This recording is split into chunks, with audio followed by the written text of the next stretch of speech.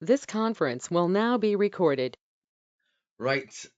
Good morning, everyone. Thank you very much for joining this Business Gateway national webinar on how to plan and schedule your online content. My name is Gary Ennis, one of the Business Gateway national trainers. Let's jump in as we always do with a little bit of housekeeping to get us going. It says on the screen, and you may have just heard that this webinar is being recorded. It is purely for internal purposes. The recording will not be sent out in public afterwards. It is for that reason that today, unlike normal, as many of you will know, we have disabled all microphones and webcams just so that none of you are on that recording without having given us prior permission. So I still want you to chat to me today. We have the chat box open and I welcome any questions as we go. I will try and deal with any of them as you ask them. And I'll also do a little bit of a mop up at the end where once the recording has stopped, if there's anything in particular related to your business or whatever, then please feel free to ask at that point. At the end, I'll give you a couple of links. One will be a link to the online feedback. We thank you very much in advance for your feedback. Another will be a link to the slides whereby you can download these slides in PDF format and go through them as a little bit of a recap, a checkbox approach. Remind yourself of all the things that we have talked about on this 2-hour webinar this morning. So as I say, talk to me, use the chat box. I'll try and respond. I will give you a break. This is a 2-hour webinar. We'll take a wee break somewhere in the middle just to give you a chance to catch your breath and to grab a glass of water and go for a little walk, stretch your legs, etc. Right, let's get going with the session. Thank you to all of you giving me some introductions to your own businesses in the chat box. Obviously, I won't read them out or give you a wee shout out from this point on, but I am seeing them and I thank you for it. Okay, just in case you are new to Business Gateway National webinars, some of you will be, and there's also equally a load of names that I recognise on today's session, so thank you for coming back. There are plenty other digital topics that you can take advantage of through Business Gateway. If you head over to the website at bgateway.com, you will find links to not just the webinars, but also all the online resources and articles and guides and things like that. So from a webinar perspective, there's webinars on digital marketing strategy, there's webinars on website basics, email, all of the social media platforms, Facebook, Instagram, LinkedIn, etc. Webinars on blogging and webinars on AI for small business marketing. I'm purposely mentioning some of these today because today is about a more general approach to planning digital content and maybe considering scheduling as a tactic to get that out there to the wider audience. Today I will be talking about a lot of things and various platforms.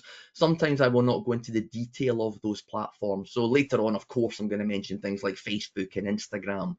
Today will not be a Facebook or Instagram beginner webinar by any measure. So if there are things I'm mentioning today that you think, well, okay, that makes sense, but I need to know a little bit more about those individual things, don't fret, because as I say, there are plenty of webinars which usually cover those things in detail. So I hope that makes sense. And I use that as a as a as a cue to you to make sure that you book yourself onto other webinars accordingly that will give you the skills and knowledge you need to have a much more rounded approach to your digital marketing and all of the tactics that that may involve. So let's move on. Let's cover, well, what are we going to look at today? Today's agenda, as we look at planning and scheduling our content, we will split the session over 2 parts. Part 1, part 2, as I've said, I'll give you a 5-minute break in the middle. This will take us all the way till 12 o'clock this afternoon, 2-hour webinar. This first part, we will look at the importance of planning. We will look at various themes and sources. This will all make sense soon, I promise. What content can we plan? Part 1 very much looks at the kind of theoretical best practices involved in the need for planning and some of the ways to do it and where to get some of your ideas and inspiration from. As we move into part 2, we look more at the taking that content that you have planned and look to get that out there through scheduling. So part two, very much a little bit more practical focused, looking at some of the tools and capabilities and how do we schedule and what are some of the best practices as we do that. Leading right into social media, YouTube videos, web, finishing with some advanced automation tools that you could use, doesn't mean you should use them, to try and kind of automate and make your business that little bit more efficient by having content do its own thing without the need for manual intervention, or the manual pressing of the buttons, etc. So those are some of the things we're going to be looking at. As I say, as we go through the session today, any questions, please just ask. Equally, if you've got any of your own experiences you'd like to share, some of the tools we might be looking at later on, if you've used them, if you've tried them, then please give your thoughts on them. Please tell others what you think of them. Again, I'll try and read out some of these comments and share other people's views as well, because I truly do believe that helps all attendees. So that's the outline for today. Let's move on and begin with the importance of content planning. Okay, why do we need to plan? Now, of course, this isn't rocket science, but I do believe there are some a good few tips in here that will help everyone, regardless of the stage you're at in business. First of all, let's just remind ourselves how busy the kind of world our customers live in is these days. The graph on the right of the screen right now, this is very up to the minute research carried out by an organisation called LocaliQ. I think that's how you pronounce it. The link is on this slide. You'll get these slides later on, remember. This is what happens every single minute, every single day on the internet, okay? And I'm going to summarise that as saying it's information overload. There are 2.1 million people active on Facebook every minute of every day. And what are they getting? They're getting bombarded by content. There are 3.47 million YouTube videos watched every minute of every day. That's a lot of video content. At least it sounds a lot until you glance maybe two to the left and you see 260, even more, 625 million videos watched on TikTok every minute of every day. The numbers are astounding. This infographic recently updated an older version of it, and in the last year and a half, the volume of videos watched on TikTok has tripled. It's just ridiculous. 231 million emails sent. I get 20,000 active users on LinkedIn. Again, the people and the volume of content they are consuming across the entire digital footprint is astounding. It is ridiculous. So some rhetorical questions for all of you. How do you stand out in this information overloaded world? How do you remain relevant? How do you add value? How do you benefit your businesses? And maybe more importantly, how do you benefit your customers? Because content through these digital channels is for them. And of course, the easy answer to all of these questions, for today's purposes especially, is we plan the content. We don't just wing it. We don't just jump in. We don't just go, oh, goodness me, it's Friday today. I've said nothing all week. I better say something. No, we plan ahead. We think in advance. Now, I'm well aware that small businesses will often wing it. I'm well aware that small businesses can't, plan everything. I'm well aware that whole winging it, saying things as they come to you, might actually be the strategy for many of you. But if we start to think about a planned approach to our content, I promise you the doing of all of this becomes a lot easier. A little bit of preparation in advance makes the whole process a lot easier and a lot more beneficial, a lot more impactful. So when it comes to content, there are many different types of content. Today, I'm going to simplify things and say we can create content or we can curate content.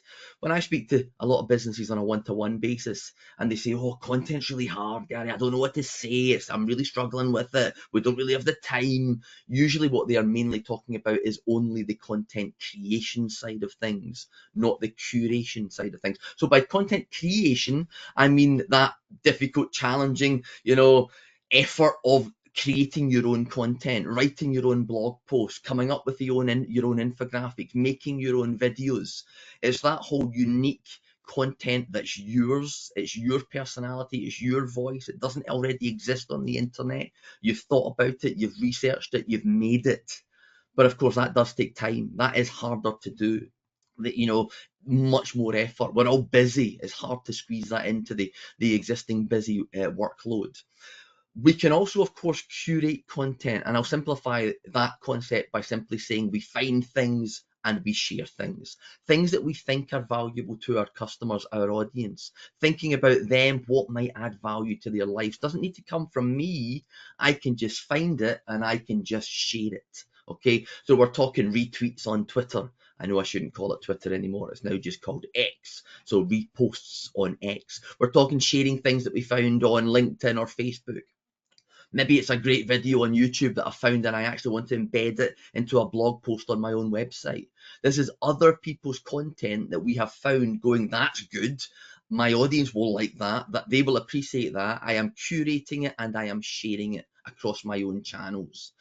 The positives, that's a lot easier. We just need to find stuff. It's fairly efficient. It's already good to go content. I don't really need to do very much with it. The negatives are, well, there's lots out there which is maybe already being shared. It's not unique. It's not from me. It's not really going to establish my brand greatly because it's not my content.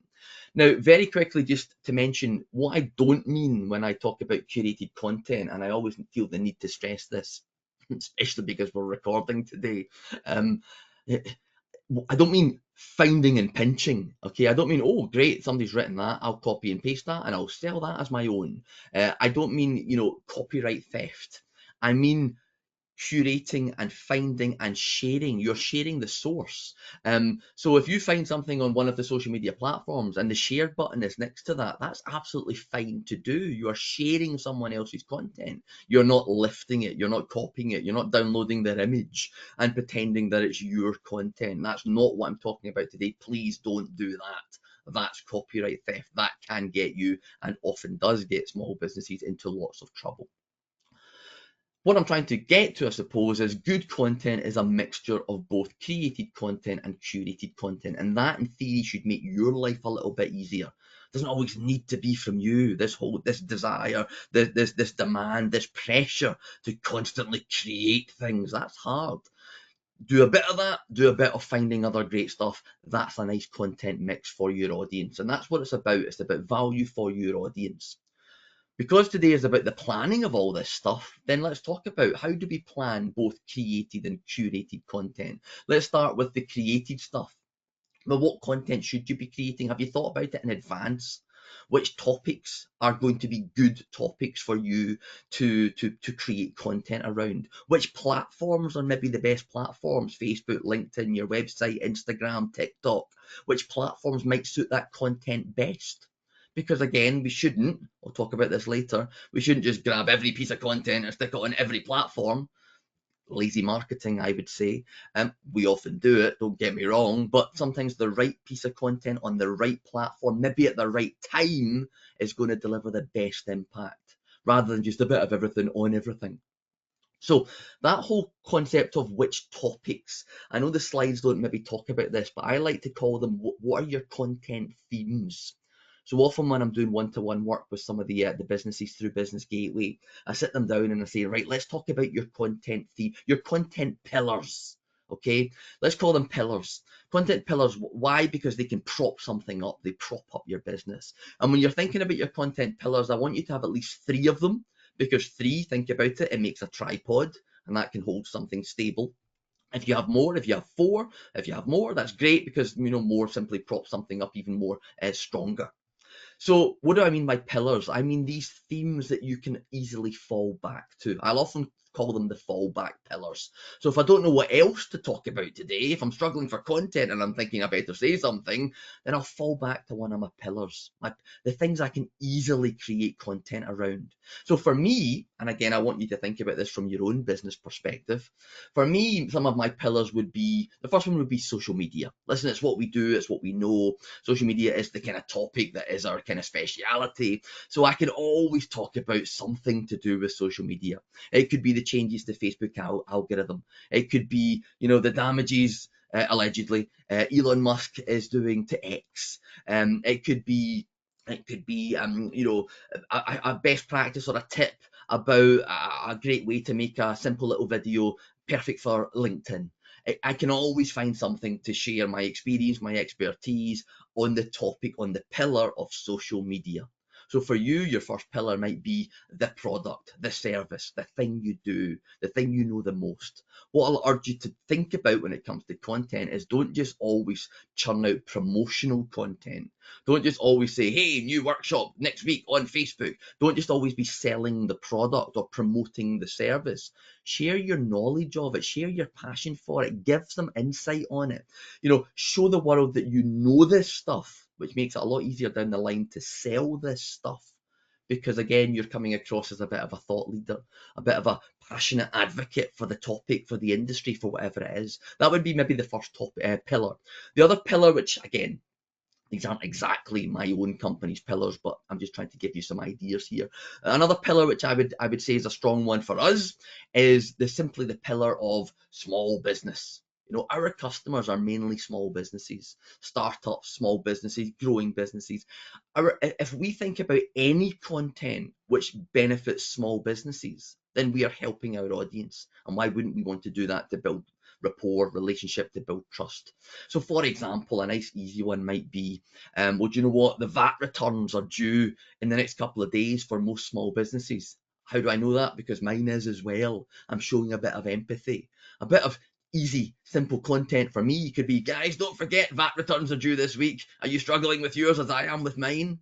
And again, I'm showing empathy. I'm reminding them of something. I'm giving them small business advice. Nothing to do with my business. I'm not an accountant, but that helps give good value content to my audience.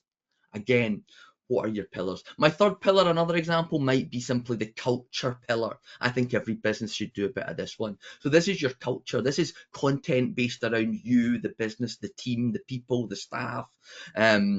Your team nights out, be careful. Your CSR, your corporate social responsibility, talking about the charities you support, your ethos, your values. It's all about you, but it's done in a way that positions you and reminds them who you are and your values, etc. The people. It could even be as simple as a picture of the office dog. Okay, the office dog for me would come under that culture pillar. Now, of course, if you're going to do a picture of the office dog, then which platform? Well, we're not going to stick that on LinkedIn, are we? We're going to put that maybe on Facebook on a Friday, in the afternoon, because it's perfect Friday Facebook afternoon content celebrating the office dog. But again, the point is, I've thought about my content. I've got lots of different themes, lots of pillars. Within them, I can dig a little bit deeper into all of these different individual topics. I've got individual ideas for content. See if you do just a little bit of that content pillar planning. I promise you, you'll have a big sheet of paper filled with themes and topics and ideas that you can talk about as content going forward. A little bit of planning goes a long, long way. Those of you with me live today, I'd love to know if you're doing any of that, and tell me in the chat box, or are, by your own admission, just winging it. Which, don't get me wrong, you'll have some successes, but at any level of planning, it's a no-brainer. It helps with valuable content going forward. Okay, alongside created content, of course, we also have curate. How can we plan curated content? I don't know what I'm going to retweet tomorrow. I don't know what I'm going to see. I don't know what video it's going to catch my eye. So how can I plan the curated, the sharing of other people's content? The answer is you can't really, but you kind of can. You can plan your sources. You can plan the places that you know are going to give you great ideas for content. If I was to put any of you on the spot right now and say to you, right, you've got 30 seconds, go and find something valuable to share that your audience might think, oh, that's good, thanks for that, that adds value. What would you do? Would you just frantically start browsing the internet? Would you have your go-to sources already bookmarked? I know that these things are great places for me to find things, whether it's using things like Pinterest, and do a quick search on your topic, or whether it's having some of the other people in your industry bookmarked in your web browser. For me, I use a lot of Twitter, so I set up what's called Twitter lists. And in there, I have brands and businesses that I know typically talk about things that I could easily share and add value to my customers' lives. Again, what are your sources? Where are your go-to news websites? For me, I've got things like obvious things like, Mashable.com, ready to go. What is Mashable.com? It's the geeky social media news kind of go-to website. And I know that on there will always be something valuable that push comes to shove, I can find quickly and share. And that's still me giving value. But I go to my sources. I don't just go, right, blank sheet of paper, what will I search for today? Because again, that's kind of starting from scratch. That's not planning ahead. That's just hoping you find something good that day. So you can, to some extent, plan some of this. Somebody in the chat has just said, I use a free content planning calendar. Yeah, things like that are really helpful. I'm going to talk about that in just a second. Strategies like that to plan ahead, to get these things into a calendar, into an actionable list of things that you might want to do going forward. Somebody's also saying it can be overkill. Absolutely, we can overplan. I also agree with that point. But guess what? Most of the again, I speak to so many small businesses, and the challenge for them is not having too much planned, it's having nothing planned, and this pressure of not knowing what to say on any given day, and therefore this kind of, well, I won't say anything. You're absolutely right, you can kind of, it can be overkill. We still need to adapt on the fly, don't get me wrong, but any level of planning, I promise you, will make your content strategy a whole lot simpler. So let's move on. The other thing I'd like you to do when it comes to the planning of content, some of you might have seen this slide before. We use it on a couple of the other Business Gateway webinars. I actually want you to think about and almost plan your personality. How are you saying? It's not just what you say, it's how are you saying it? What does your content say about you? Do you have a tone of voice dictated to the people doing your social media? Might just be you, but have you thought about how you come across, how you sound? How do you stand out in an otherwise maybe busy space? So, for example, and I mean no disrespect to accountants here. Okay, I tend to pick on accountants. I don't know why. But if you're sharing great content, but sounding like and similar to the content of all the other accountancy content from all the other accountants, then how does that stand you out? How does that get you remembered? How does that encourage people to want to work with you and not all these other similar sounding accountants?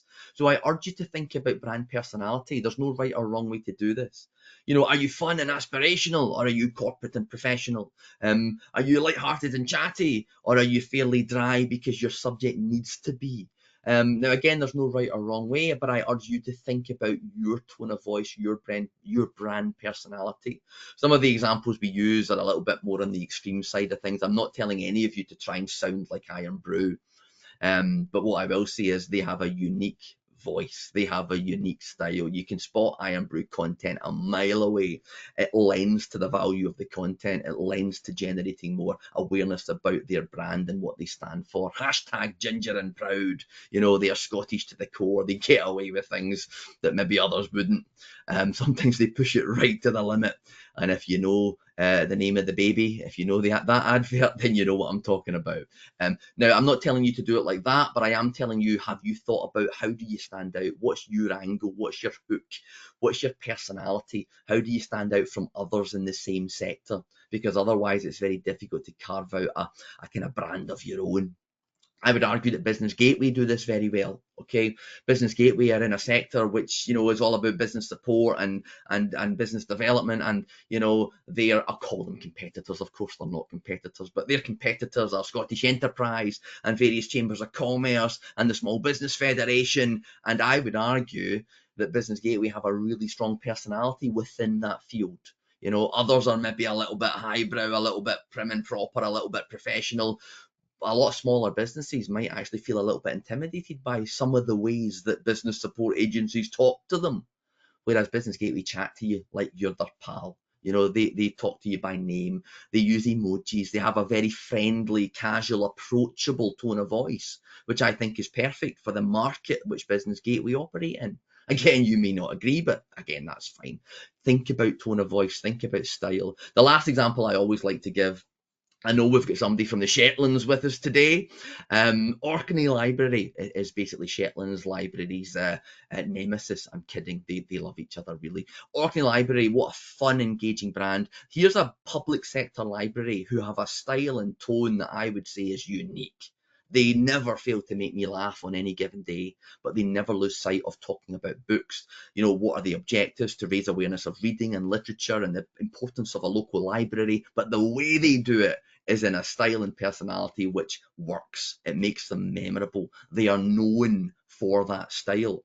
And if any of you were to have a style that you become known for, what a great way to stand out in your industry. What a great way to get, memorability and recognition because you've thought about how you sound. Again, the point of this slide, have you in any way planned how you come across, how you sound, what you say and how you say it can be a thing that is really worth spending some time considering, especially, and I realize this won't be many of you, but especially if you have staff, multiple people doing the updates, multiple people on social media, multiple people blogging on your website. If you all have completely different styles and tones of voice, and somebody is very prim and proper who starts their Facebook pages, good morning everyone, we are proud to announce that yesterday and then you have somebody the next day, hey guys, what's happening? Again, a bit of consistency in your brand personality and tone is a good thing. It builds awareness, it builds memorability. So again, I hope that makes sense to some of you. Again, be interesting to know, those of you with me live, if you are doing any of this, have you actually dictated any of this? Have you thought about personality and tone of voice, etc.? Okay, let's move on. Let's summarize what we've been talking about. It's not rocket science. Successful content is usually planned content. Again, if you're thinking about tomorrow's content today, then tomorrow's content will be better. Rather than, oh goodness, I better say something now. Oh, the pressure. What do I say? What do I write? I don't know. Let's just write anything. Let's just grab any image. If you've got time, you've got more time to write a better message, more time to design something. Good content is usually visual and has images or video. And yes, you can grab something quickly, but see if you take the time to think about the right image or time to make the right video, that requires a little bit of foresight and planning. So again, good content, planned content should reinforce your brand. You should think about tone of voice. You should maybe even think about, not always, but that image, how do I drop my logo on top of it? Well, I need time to do that in Canva or something. You should be thinking about the audience, the platform. Who is this content for? What value can I give them? Which platform is this best suited for? And that very simple advice, which platform, have you even planned that? That can be really important when it comes to some of the technical limitations of some of these channels. An easy example, if I've decided, now whether you ever do or not doesn't matter, but if I've decided that, yeah, you know what, I've got a great piece of video content, I'm going to plan it and it's going to go on Twitter or X, and I forget or I don't plan that, and then later on I think, oh, I'll stick that on X, then I might not have reminded myself that the video limit for a video on X is 60 seconds. Oh, and I made a 3-minute video. Well, oh goodness me, what a waste of time that was. But I need to spend more time cutting it back, reducing it. Whereas if you know where it's going, the format, the style, the orientation, the content, you can get a great optimized best practice piece of content on the platform of choice ready to go when the time comes, because we've planned it. By planning, you should do better in the algorithms as well. Okay, social media algorithms are all about getting engagement. Well, planned content usually gets more engagement, therefore more impact, more reach. And while today we're not going to talk about search engine optimization, please try and attend some of the Business Gateway SEO webinars. Again, if you've got more time, you think more about SEO. You write content which is more keyword optimized. You write a better piece of content which Google will like a little bit better, rather than just churning stuff out on the fly with zero planning. It's not rocket science, I'm well aware of that. But if we all just plan a little bit ahead, we all become better content providers. The cheesy analogy I usually use, and it's not a great one, I'll be the first to admit, is if I'm going for a job interview a week on Friday, if I just rock up to the job interview and wing it and hope that I'm able to answer things on the fly, and hope that words just come to me, and hope that I'm going to just wow them with my on the spot capabilities, great. That's a bit of a chance though. If I plan in ahead, right, who is this business, let's research them, what might they ask me, what should I ask them, if I plan my content in advance, I'm going to go to that interview prepared and actually have the right things to say to better land the chances of that job. That's my silly analogy. I hope that makes sense. Plan any level ahead. A day, a week, a month, your choice. Any level of planning is good planning, in my opinion, and that's what we urge you to start thinking about. So, what content can be planned? Can we plan everything? So let's start with proactive content, the things we want to say, and then we'll quickly move on to reactive content. Now, this loosely aligns, not entirely, but loosely aligns with created content. Proactively, the things you're going to create, think about, plan ahead, and it loosely aligns with curated content, reacting to existing things, finding things to share, finding great posts that you can just click that share button or embed onto your website, etc. If we quickly just talk about some of the proactive things that you might be planning ahead for. So maybe you are planning a new product launch in the near future. So for example, in July, I'm going to launch a new book. Well, obviously, we're going to plan ahead to launch that. We're not just going to wait until July till the book's live on the shelf and then start talking about it. We're going to plan, right? How do we raise awareness of the book in advance and on launch day and thereafter? So again, these are proactive things I know I'm going to say. Maybe in September we're going to hire a member of staff, so we're going to use our marketing to talk about that, how we're growing, how we're hiring. Again, we can plan things ahead in business. Could be even simpler. It could be, in June we're going to a trade show. We're going to the SEC and we're going to attend that kind of pop-up trade show. Well, let's plan ahead for what we're going to say as that's happening. It could be an opinion piece, it could be a video, even things like paid advertising tend to be proactive content. Very rarely do people say, hey, today I'm going to run a Facebook ad without having thought about it, without having a reason and planning ahead to launch that campaign. So all of these things you might be thinking of doing. What do I want you to do? I want you to get out your diary, and I want you to get them in there. Again, somebody talked earlier on about an Excel spreadsheet or a content planning calendar. Get all these things which are happening in your business. You know they're happening. You know they're going to occur in the near future. Get all of these things and get them into your diary, into your calendar, and you will spot these things as you open that up or as you look ahead, and you'll be thinking about ways to say those things, content which allows you to proactively announce these things to the world. What about reactive content? I don't know what news is going to break tomorrow. I don't know if there'll be a mention of my own company or my own brand or even my own industry on LinkedIn until tomorrow happens. You know, well, do you know what? We can kind of plan a little bit of these. What about reacting to existing topical issues? We're all going through, as we are constantly reminded, the cost of living crisis. Could you respond to that? Could you join into these existing conversations which are happening? Could you even maybe react? Some of you will find easy opportunities here. Some of you, be careful, with caution. Could you react to big sporting events? Like the Football World Cup, or Wimbledon's coming up soon in the summer. Could we respond to that? I would argue that a lot of businesses could, even without being in any way related to sport.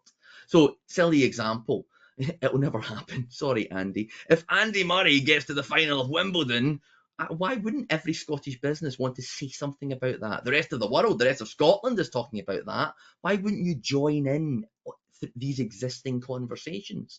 Wish Andy luck, or talk about how you're as somebody from his hometown, you are proud to see him there. Or again, there's always these easy opportunities to tap into the topical things that the world is currently talking about, these existing conversations. Even silly things like TV shows. So for example, yeah, at the moment, Britain's Got Talent's on the telly. Now, most of us, maybe from a business perspective, will never talk about that on our business marketing channels. But why not? Why not? The world is talking about it. Trust me, almost every Saturday night, Sunday morning, parts of Britain's Got Talent are trending on various platforms. Why couldn't you have a discussion about that? Why couldn't you chip in with your own views on that? Especially if you can make it relevant to your business. So there was a guy, not that I watch it, honest. There was a guy on last Saturday's show who went on the stage, and he was a comedian, and they asked him what his day job was, and I'm pretty sure he said he was a plumber. Right. So if I'm a plumber thinking about, well, what can my content be? Why wouldn't me, the plumber, talk about the guy on Britain's Got Talent last night, also a plumber, with a kind of, come on, the plumbers. or make some sort of funny comment about, when you're hiring a plumber, you're getting some, hidden talents that you might not know about. Again, if you can relate your business to these topical conversations, you are doing good.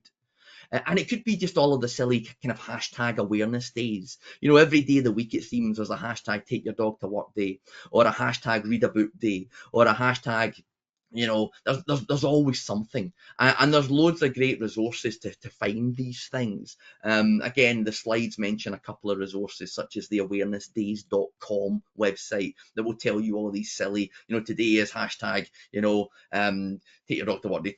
Saturday is hashtag small business Saturday. We're currently about to head into hashtag Earth Day. And if you can find, well, I can talk about Earth Day because, my business is a sustainable business. I can tap into that trending topic.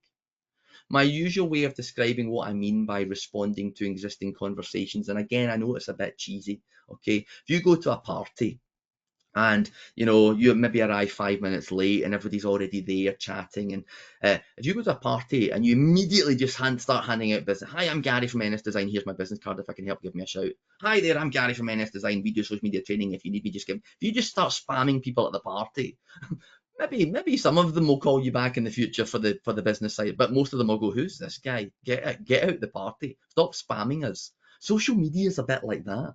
If you just jump onto these channels and you are very self-promotional, very spammy, very me, then they're going to look at you a bit like, who's this guy? Whereas if you think, well, what are they talking about? Can I join conversations? That first grouping at the party and standing in the kitchen, oh, they're talking about Britain's Got Talent. I'll just go in and join in with that topic. And I'll add some value, and at some point they're saying, what do you do, Gary? Oh, I do social media training. And so this is the concept of being social. Join in other conversations. And if you can relate them to your business, even better. But you don't actually need to. Just having a view on things, showing empathy, being aware that conversations exist in the world, which, you might have some value to add to them. I suppose what I'm trying to say is proactive things are much easier to plan. You can get them in your diary. Reactive things are harder to plan, but you can still get them in your diary. Not exactly. You should all have Wimbledon circled in your content planning diary. You should all have the start and end date of the World Cup in your diary. You should all have Small Business Saturday hashtag in your diary. You should all have, the final of Britain's Got Talent. You don't need it. It's just a silly example in your diary. Because if all of these things are in your diary, you will spot them and you will be aware of thinking of potential things to say if the opportunity arises. So we are planning for the possibility of reacting. We're not planning. I don't know who's going to win it. I don't know. I didn't know there was going to be a plumber on the show. I didn't know there was going to be a guy from Ayrshire who's in the final. But now I do. I can plan for the eventuality of saying something. We can plan all of these things. Our diary should be filled with content ideas, some of which we run with, some of which we maybe ultimately ignore. But they're in there. We are being reminded of them. Otherwise, you get to that whole, it's the final of Britain's Got Talent tonight. And, oh, damn it, that Ayrshire plumber was on. And, too late to say anything about that. It's been and gone. Planning helps you think about the future and great content to engage your audience. I hope this is all making sense. If it is, let me know in the chat. Give me some thumbs up or give me some points of view. There's somebody saying, I use the Awareness Days website a lot and I tie in things with my business. Great, we should all be doing a bit of that. Again, there's always something coming up in the near future. I'm going to take a quick liberty here. I'm going to fire up one of these resources, which just so happens to cheekily be a blog post of my own. Let's see, what are we at? We're at May. We're on the 1st of May, of course. So today is the early May bank holiday. Again, for some, I think. World Asthma Day is, sorry, that's the 2024 calendar. I've got the wrong one up on the screen. Hold on. Let me bring up the 2020. Sorry, that's last. Where are we? There we go. Here. Let's bring up the 2024. Right. For May, we have Deaf Awareness Week begins. Okay, so again, if you think yourself an accessible, non-discriminative business which supports everybody, you might want to make a mention of how you are fully inclusive and support deaf awareness. Equally, you might be deaf. Well, why wouldn't you mention that as part of your culture? Did you know one of our members of staff, Gary, is deaf? Today is Deaf Awareness Week, so we're going to celebrate this and encourage you all to support. Again, I'm just making this up. Tomorrow is World Password Day. Again, I had fun with that last year. I'll probably do some fun things again tomorrow. I've already planned a wee something. The 4th of May, of course, is Star Wars Day. May the 4th. May the 4th be with you. Then you've got Red Cross Day, Eat What You Want Day. You've got the FA Cup final coming up. You've got the International Day of Families. You've got Children's Day. You've got World Goth Day. Interesting. Don't know what you'll do for that one. World Turtle Day. Listen, there's always fun, engaging, silly things coming up. Okay, so look at the blog, look at the Awareness Days website, get these things which are relevant to you in your diary, and you will always be giving good content. You will always be aware of topical things that the world is talking about, and you've just joined in. You've just given a little bit of social content. Good on you. That goes down well. So, for a bit of fun, this will take us close to the break. I want to just show you a few things that other businesses have done over the years. I would have said, let's play a game. Are these planned or are these instant reactions? But of course, you all know they are planned, or at least they're planned to some level. So a few quirky examples, and it's really just to get you thinking. It's to give you some creative examples. This is an old one. This is from way back in 2013. Okay, this is over a decade old. This was on Twitter at the time, and this was Oreo cookies. Now, some of you might remember this story. This was during the Super Bowl. Now, of course, the Super Bowl, the American football Super Bowl, according to some research, is the most watched TV show on the planet.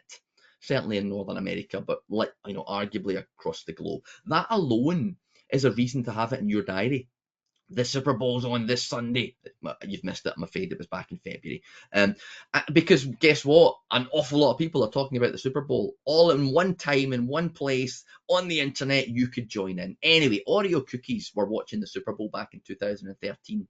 And that particular Super Bowl, there was a power cut and the lights went out.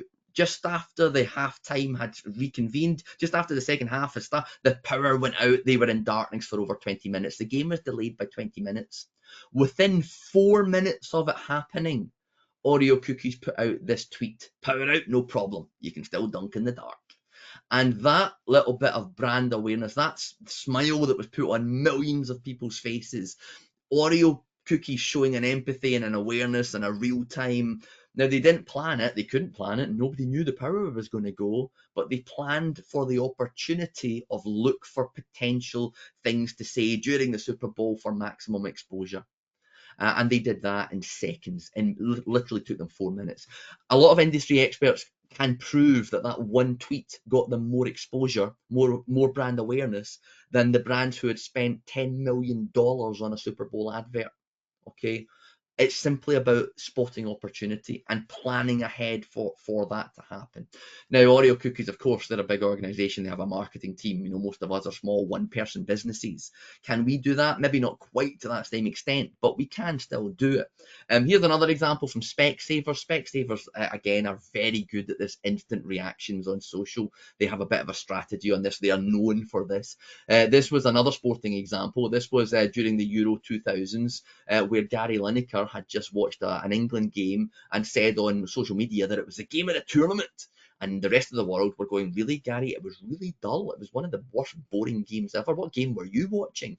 Specsavers simply replied to Gary's tweet with the phrase, give us a call. And of course, we all know what Specsavers strapline is. Should have gone to Specsavers, Gary. What game were you watching? Give us a call. A one-liner. Again, did they know that Gary Lineker was going to say that? No. Will they have Gary Lineker bookmarked, waiting for an opportunity to say things to certain celebs and sporting organisations? Yes, they will. That will be part of their strategy. Okay.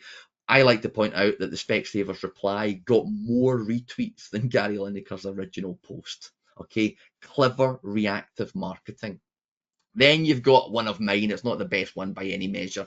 And I need to be a wee bit careful explaining this to you. This was back in 2020. This was back when we were right in the middle of COVID. And every day on the telly, the government were doing these briefings where they were telling you, what the scenarios were, what the lockdown conditions were, what support was being released to small businesses, which sectors weren't being supported. You might remember back then there was a big hoo-ha, a big controversy. The UK government said that we are not going to fund the arts. We're not going to fund dancers and theatres, and again, one of the ministers made a very crass comment when somebody mentioned, well, what about ballerinas, what about ballet dancers, and one of them made a crass comment about, oh, well, they could retrain to be cybersecurity experts because we're supporting them, and the world was in uproar. Now, I was watching these briefings like many small businesses were, and I was watching them for my own benefit, but I was also watching them to look for opportunities to talk about the support, to remind small businesses, oh, just to let you know, the government have just announced this support package. Again, I was doing my bit for the small business community. And then I heard about this, we're not funding the arts, and they made that comment about they should retrain to be cyber experts. And I just put up a silly post almost in protest, without really explaining. I've decided to retrain as a ballet dancer, and I just put up a silly gif of a man in a tutu, hashtag Fatima, hashtag save the arts, which at the time were the trending hashtags about, oh my goodness, did you see what the government have just announced or not announced?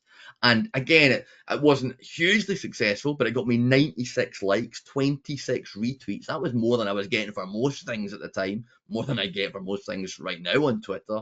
So it was a of the moment appropriate post to show my view on something which resonated with my audience. Again, was it planned? Yes. Why? Because I wasn't purposely watching these briefings every single day. Did I know I was going to be posting up a gif of a tutu? Not at all. But I planned for the opportunity of things like that. A few more examples. Here was the Facebook header image of Innocent Smoothies page, while Colleen versus Rebecca was all over the news. If you know what this is, great. If you don't worry. It was a celebrity spat. The only thing juicier than Colleen v Rebecca is our juice. And again, it was just funny. It was playful. It was clever. It was tapping into the kind of popular culture and what was trending that day. Here is IKEA. IKEA do this really well. Wordle's almost been trending every day now for years. When it first kicked off, of course, everyone was sharing their Wordles and sharing their results and talking about hashtag Wordle. And here we are at Wordle day 241. And on that day, IKEA decided very cleverly to post up not a picture of a Wordle, but a picture of their Kallax shelving unit, which just so happened to look like a Wordle because they went and got one and set it up as such. Clever of the moment marketing. If you know what's trending, you can tap into that. And IKEA do that really well. Here's them slightly more recently on Instagram, where a year and a half ago, a couple of years ago, Wednesday. I don't know if you know the show Wednesday. Wednesday is a spin-off from the Addams Family. Wednesday was the most popular show on Netflix, arguably across the world. An awful lot of people sitting at home watching it, aware of it. It was trending on social media. People were talking about it. IKEA, to my knowledge, have never done any promotional content around their wooden hand. But while Wednesday was trending, somebody thought and planned some great content around that. Find your thing. If you know Wednesday, if you know the Addams Family, you know that the hand is called Thing. Find your thing. Decoration hand, only £13. Available all week, not just Wednesdays. Very clever topical marketing. IKEA usually do this really well. They tap into the public psyche. They tap into the trending content. It doesn't just need to be silly things. You can use things like TV shows for serious topics. Here is the Scottish Gas Network, who having just watched an episode of EastEnders where apparently there was a big gas explosion. I don't watch it myself. I don't know. Okay, there was a big gas explosion. I think Phil Mitchell died again. That spoiler. I'm only kidding. He didn't. Don't panic. They use that and the fact that people had just watched that again. EastEnders still has a big audience, so can we use a bit of that to talk about our product, our service, our business? Scottish Gas Network talked about what you should do if you smell gas. Don't do what Phil Mitchell did. Instead, this is what you do. Again, cleverly using these lucrative opportunities. This is a daft and silly one from me. I'm almost embarrassed to share it with you. But I noticed one particular Friday not that long ago, hashtag GaryGate was trending. And I think from memory it was something to do with Gary Lineker and his spat with the BBC. You might remember he fell out with him over social media. And it was trending and people were talking about it. And I only wish I'd done more with this post. I really didn't plan this one too much at all. This was purely reactive. I only wish I'd done more to relate this back to my business, or how we can help, or how we could have talked about social media dangers and challenges, and how we can help write policies for your. I didn't do any of that. I just said, well, Gary Gates trending. Okay, I'll put up a picture. It's Friday after all. Hi, I'm Gary, and this is my gate. Hashtag Gary Gates. Hashtag Friday fun. That tweet reached 4,340 people.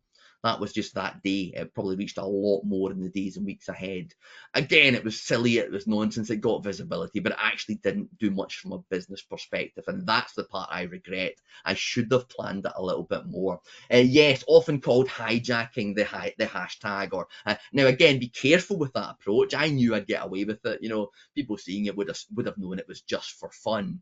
But if you hijack certain hashtags and you almost try and spam people with something which is not related or not appropriate or not relevant, then that can actually get your brand into trouble. You are just simply hijacking and spamming, whereas mine was done for a bit of fun. And actually, a few of the comments that I got, I didn't get many, but a lot of them were kind of, it was taken in the spirit and for which it was intended. It got that brand reputation a little bit, pushed into a bit of fun, silly content from NS Design, which is, we're not exactly known for not doing that. So it tied in quite nicely. Here's another one, a silly one of mine. I like to practice what I preach. I like to show you that I don't just tell you this stuff. I do some of this stuff myself. This was me on LinkedIn. This was only just a couple of months ago. You might remember that Facebook was down a couple of months ago. And so I went to LinkedIn and I just simply posted up a bit of a tongue-in-cheek type post. Welcome Facebook users logging into LinkedIn for the first time in a long time. Because I knew that's exactly what happens I know that when Facebook goes down, all of the other channels see a spike. Okay, so I basically just said, hey everyone, welcome all the Facebook users, but lovely to be here. You'll enjoy your time here. LinkedIn's a lovely place. PS, just don't post up any cat videos.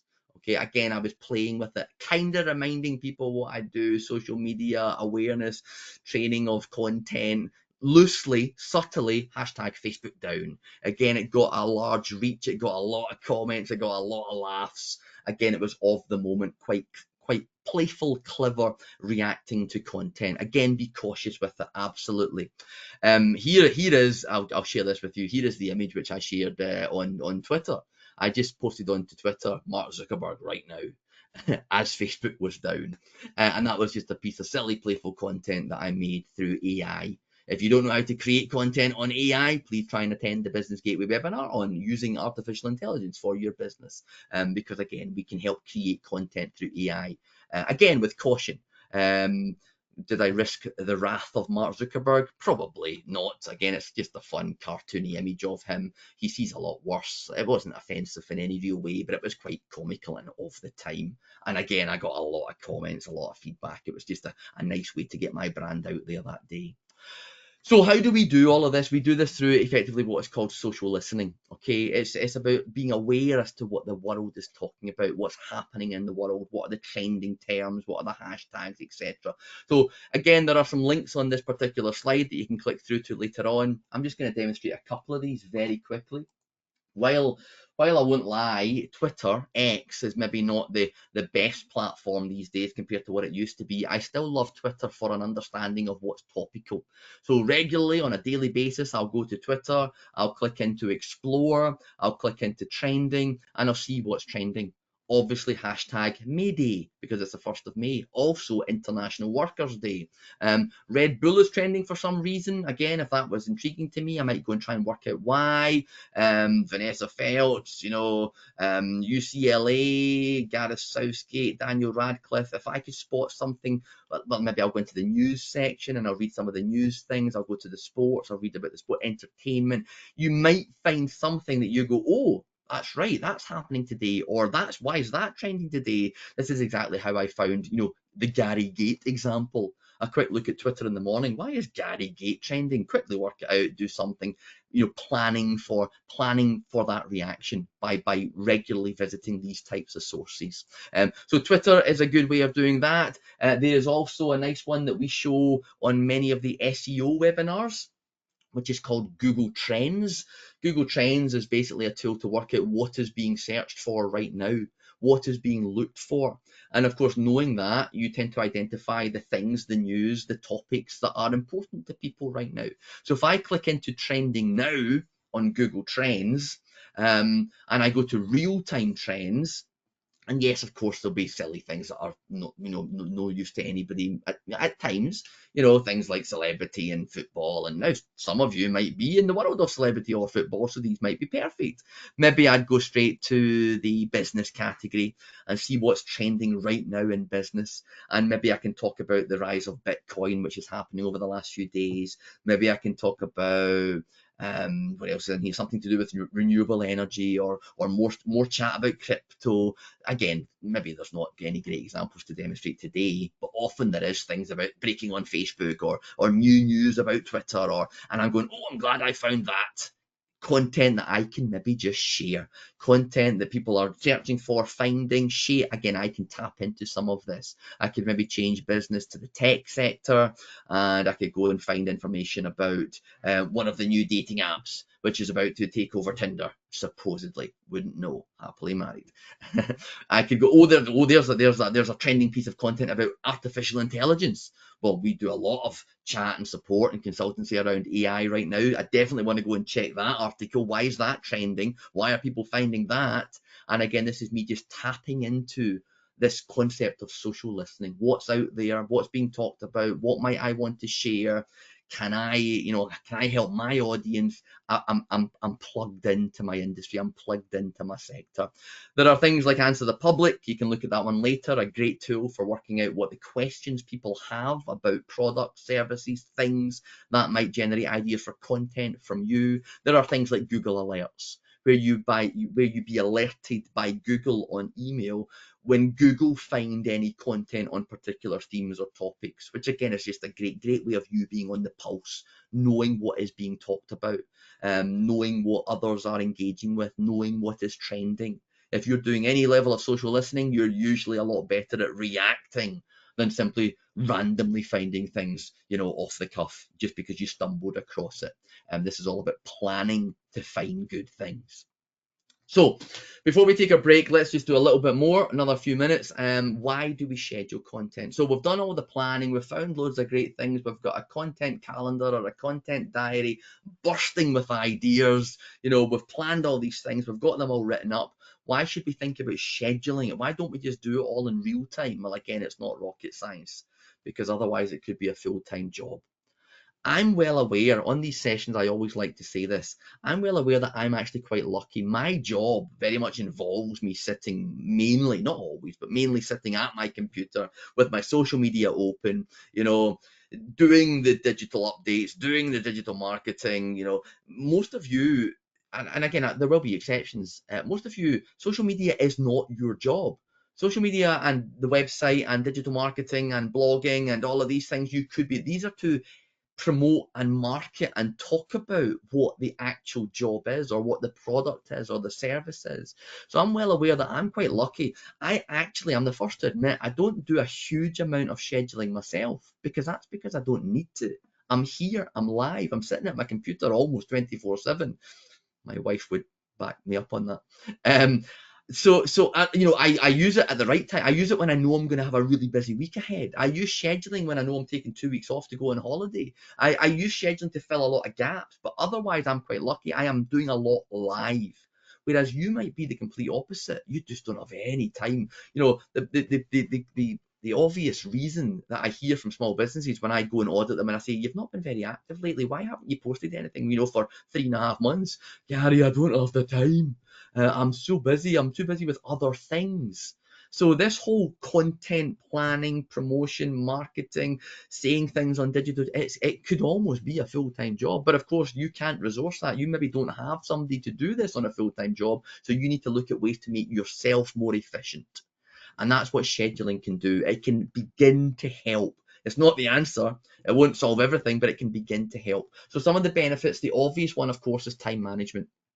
Okay, I know I'm going to be really busy, for the next fortnight. So I either don't do anything on my social medias or on my digital platforms, or I plan and schedule ahead in advance.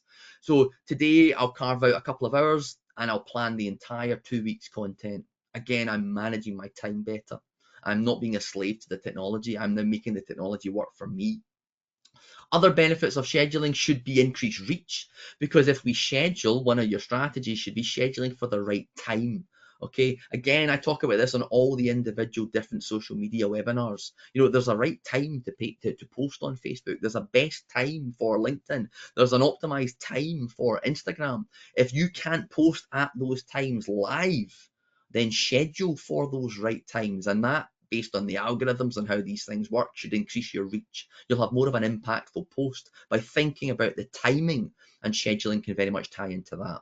Scheduling can allow you to think about more of a strategic approach. So rather than individual things, ad hoc, as and when you think about them, with no joined up approach, scheduling content allows you to start thinking in a more strategic, joined up way.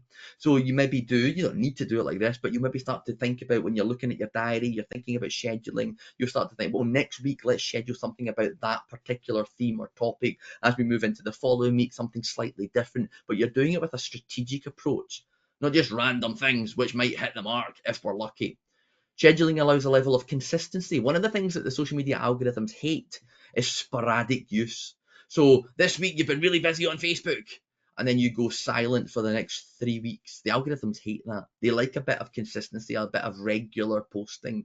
Now, I'm not going to give any of you, how many times should I post. But if you are consistent, if you are 2 or 3 posts every week, rather than 14 posts today, nothing for the next 3 months, scheduling allows you to plan that out. Now, I maybe wouldn't go so far as to always post on a Tuesday at 2 and always post on a Friday at 9, but a little bit of kind of, scheduling across the calendar, a consistent, regular approach to this will help. And one of the other benefits that I always like to make a brief mention of, because I don't think it's talked about enough, the practical application of scheduling actually allows you to do a little bit of delegation. That last bullet point should probably say delegation and quality assurance. Let's just pretend you've just hired an office junior. I know this sounds quite ageist, I don't mean it to be. And you want that junior to help with all your social media, but you're a little bit worried that they might say the wrong thing. Well, tell them to schedule everything, even if it's just 24 hours. Everything you do, nothing goes live, you just hit the schedule button on it. What have you now got? 24 hours for to go in and check. 24 hours to tweak it to make it better. 24 hours to correct that spelling mistake. 24 hours to delete that one because it's highly inappropriate. You've got a kind of a stopgap, a 24-hour QA space to go in and make content better. So it can, and many businesses do indeed use it as a kind of strategy for sharing the burden of doing all of this content and all of this work, but making sure nothing goes live, because I'd like to quality check it first of all, please. So that whole delegation and QA, quality assurance. There are dangers with scheduling, okay? The customer doesn't know it's been scheduled. So if you post something at 9 o'clock at night and I see it on Facebook at 9 o'clock at night, and I respond to you with a comment that says, oh, this is really interesting, please tell me more, I'd like to book this. Hello? Hello? Because you're not there. You posted it through a scheduled post. You're not actually there. Don't post and ghost, as it's often called. So at the very least, if you are going to take advantage of lots of scheduling, please at least be open to the opportunity of getting, the alerts when people comment, when there's engagement, when things happen, so that you can maybe have some sort of resource to instantly reply, log into Facebook because you got the alert, because otherwise you're posting content missing those engagement opportunities, and engagement is critical on your social channels. Scheduling does require technology to do it for you, so sometimes the technology fails, very rarely, but it can happen. Again, I've seen businesses not realise that there's been no content be going out because the tool they picked simply had broken and wasn't scheduling them out. Scheduling can, if done wrongly, come across as being very repetitive and spammy. If you simply schedule very similar, samey things to all of your platforms, I'm sitting going, I've heard this already, enough, please. Again, I'm going to be telling you not to just copy paste the same thing on all your platforms. We'll do a bit of that chat later. And if you only schedule, you do miss the real-time opportunities. As somebody said earlier on, this planning and scheduling, you can take it too far.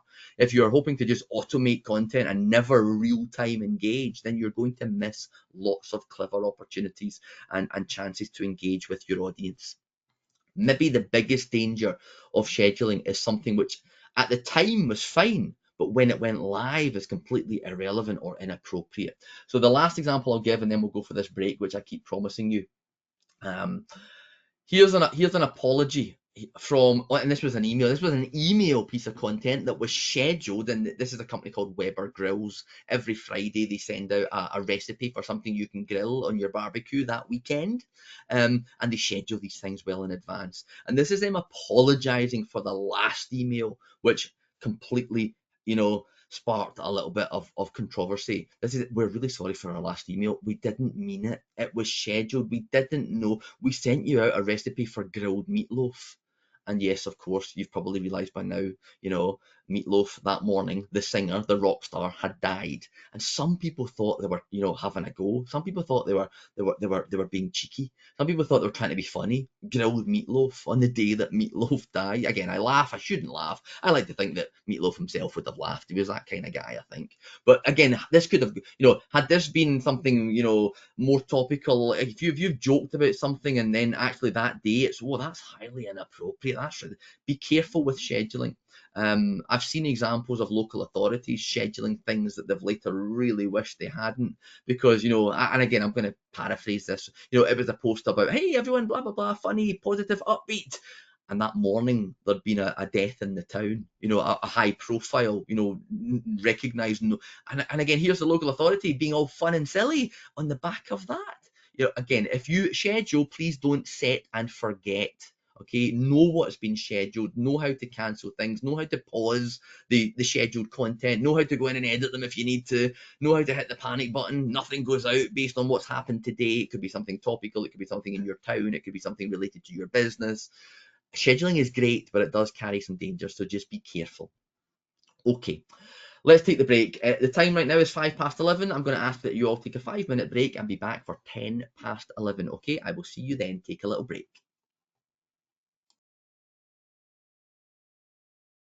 This conference will now be recorded. Right, welcome back after that short break. I hope that was enough time for you. We're going to crack on.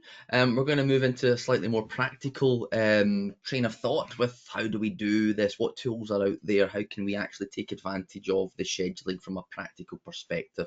So we're going to start by looking at what we call native social media scheduling, and by native that simply means the tools that are built into the social media platforms themselves, which not all of them have, but a lot of them do. And then later on, we'll look at other tools whereby we can look at how do we schedule to the socials, etc., which don't have native capability. So let's start with the big obvious one: content scheduling on Facebook. Okay, Facebook being the big obvious big social media tool. More users on this platform than all of the others. Again, I'll maybe do just a little bit of this live rather than just stick to my slides here. So what we use to schedule on Facebook, we don't tend to do this on Facebook itself. Facebook used to be quite easy to schedule content, whether it was the website, the app. Nowadays, it's actually quite difficult to schedule directly, and instead we use other platforms, other tools. Facebook give us one of those tools. It's called Business Suite. And so if I just quickly show you this, I'll bring over, so here's me logged into my own Facebook business page, okay? So this is where you would do all your day-to-day posts, maybe updates, comments, replying back to people. Over on the left-hand side, if you are managing your own Facebook page, if you are logged in and managing your own Facebook page, over on the left-hand side, you should see a link to what's called Meta Business Suite. And if you're not seeing it, it's probably for a simple reason. You can probably just Google it and find it. Business Suite also comes as an app for your mobile phone, so you can download the app and use this directly. But if I just show you Business Suite within the web browser, if I click into this, having clicked through from my business page, what Business Suite is a kind of admin tool to allow you to manage and update Facebook on a number of levels, not just for scheduling content, but that's what we're going to look at today. Now, the eagle-eyed among you will have already realised it isn't just Facebook that Business Suite can help manage, it's Instagram as well. So if you have a business Facebook page and an Instagram Facebook page, you can be managing and scheduling content to both of these things from this one convenient native tool directly from Meta, the company behind Facebook and Instagram. And again, it offers a nice way to do it. So if I simply just jump straight in and do this and show you, I can click create post, and it allows me to then choose, well, am I scheduling, am I posting to Facebook or Instagram or both? You can also use this tool to post things to certain groups as well, so I'll ignore that for just now. Listen, let me leave both. Let me go with Facebook and Instagram. Let me type in the actual post itself. Now, I'm not going to spend any time on this, so this is the post, and meet my dog. Okay, again, obviously you do a better post, something relevant, something planned. And I'm going to go and add the photo of my dog. So there he is. So there's the dog. There's Bailey. And I can quickly see, because I'm doing this on Facebook and Instagram, I can change the preview from this is how it's going to look on Facebook to this is how it's going to look on Instagram, and I'm perfectly happy with that. We can, of course, add more capability. Let's add another photo. Let's just go and add a picture of Dan with his diploma.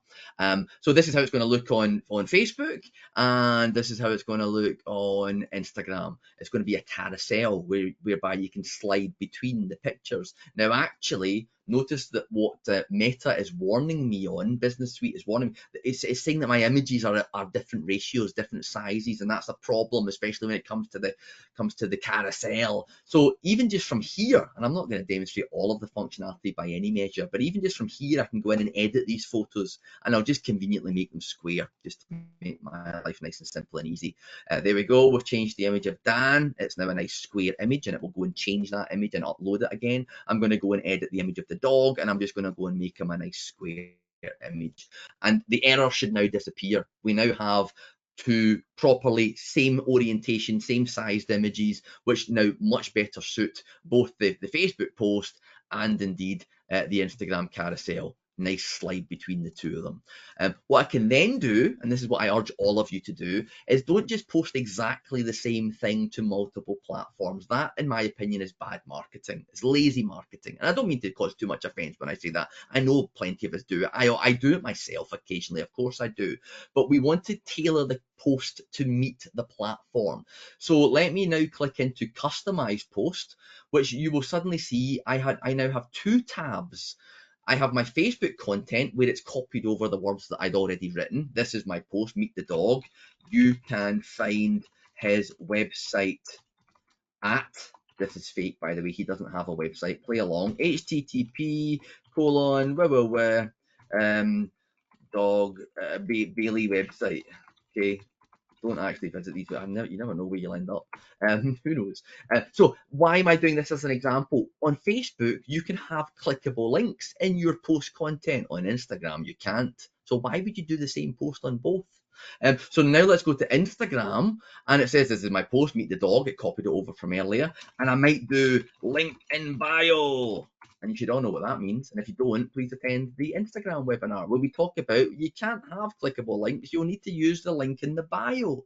So again, we are customizing our content because it makes sense to do so, either because it's relevant to the platform, or we're maybe even thinking about the different audiences. Okay, my Instagram audience is a little bit younger than my Facebook audience, so maybe I'll use language which is more younger. Maybe I'll use some emojis. Okay, so maybe I'll use some okay, I know that's a cat emoji, but I can't be bothered going and looking for the dog emoji. Play along. And maybe I'll use some hashtags. I'll say dogs of Insta, because that's what we need to use when we're posting up pictures of dogs on Instagram. Again, I'm tailoring my Instagram post, I'm tailoring my Facebook post. They are kind of the same but subtly different because that makes a better post for that platform. Does that make sense? Try not to just copy paste same thing. You'll end up with a non-functional post on some of the platforms. You'll end up with it not written in a particular style suitable for the people on that platform. Tailor the content. Lazy scheduling is one thing to everything. Better, more strategic content is one thing modified and tweaked for all these different platforms. Right, the last thing I'm going to do to demonstrate the functionality here is I'm not going to hit publish.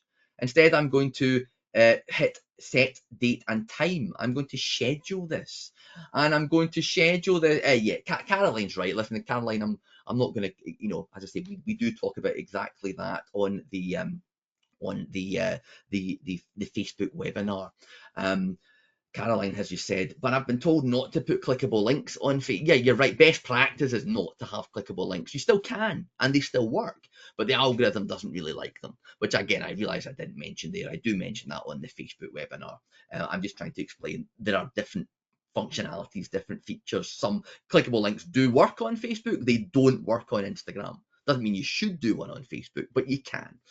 So instead of posting this out live, I can schedule the content. So I'm going to go and schedule my Facebook. Well, actually, look what I can do. I could click on active times, and not always. So let's see what happens today. There. It's not giving me any active times for Facebook, and I won't lie to you, that's because I've not been very active myself on Facebook. I should practice what I preach more. Normally, it uses your previous history, your patterns, your what you've done in the past week, in the past month, to analyze that content and say, oh, we know some good times for you. We know some, you should post this on a Wednesday at 2. For Instagram, it is giving me some active times. It's saying, well, if you're going to post today, Gary, we suggest 4 o'clock. If you're going to post tomorrow, we suggest 9 p.m. If you're going to post on Saturday, 7 p.m. is the best time for you, Gary. It's giving me preferred active times, meaning when are your customers most active. So let's just go for Instagram tomorrow at 9.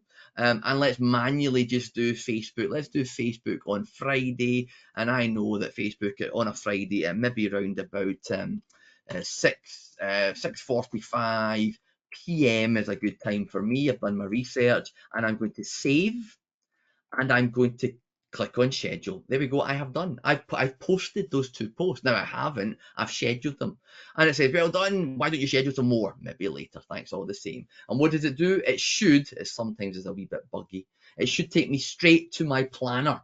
Okay, should take me straight here. Now it hasn't. So let me click it again. Usually, if you just refresh this, it will work. Again, there's a few wee bugs. There we go. So here's my planner, my calendar, my Meta Business Suite planner, where I can see previous content that I've done. So I can see the stuff I did yesterday. I can see the stuff I did last week. Equally, I can look forward and see the stuff which is scheduled. So you can see I've got an Instagram post scheduled for 9 o'clock tomorrow, and I've got a Facebook post scheduled for 6:45 on Friday. Now, again, if I want to click on any of these, and click on the 3 wee dots next to any of these, I can edit the post, I can duplicate it, I can reschedule it, I can move it back into my drafts for using later, or I can delete it. And please forgive me, I'm going to take the time and actually delete these, otherwise I will forget and they will randomly post pictures of dogs to my channels. So I click delete, it's now gone. Now again, it should refresh and show that as gone. Trust me, if I manually refresh, it will be going. Again, another wee quirky bug of the planner. Doesn't always refresh in real time, but it does update. There's my Friday post. Let's just say I wanted to change my Friday Instagram, my Friday Facebook to be a Saturday post. What do? We drop it onto Saturday, and it says, what time do you want? And I'll say, well, let's just go for 6 p.m. And I click reschedule, and I've now moved my Friday post to the Saturday. Again, it will refresh. It will show you as being in the Saturday. So you've got control. And the beauty of doing things like this and adding them to your calendar and using a bit of Instagram and a bit of Facebook is you begin to look ahead and spot gaps. You spot trends. You can start to think more strategically. Oh, let's do more in the run up to that thing on Saturday because that's when we'll be talking about it. Or, oh, goodness me, we've said nothing for that. Let's plug a couple of gaps. Let's plug some holes.